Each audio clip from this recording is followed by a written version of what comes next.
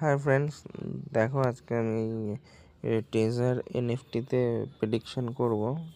তো এটাতে কোনো রকম লস নেই। তো আমার কাজটা হবে কি, আমার ওয়ালেট ব্যালেন্সটা দেখে নাও একবার। 266 আছে। আর এখানে রিজার্ভে গেলাম।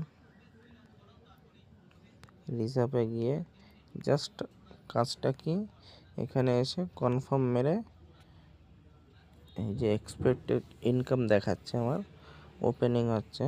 তো এটা কনফার্ম করে দেবো। আবার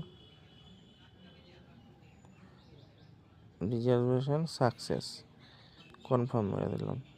আবার 21 ঘন্টা পরে আমি এই সুযোগটা পাবো। তো এখন আমার কি করতে হবে, এখন কালেক্টে গিয়ে এটাকে সেল করে দিতে হবে। এই যে লয়ালিটি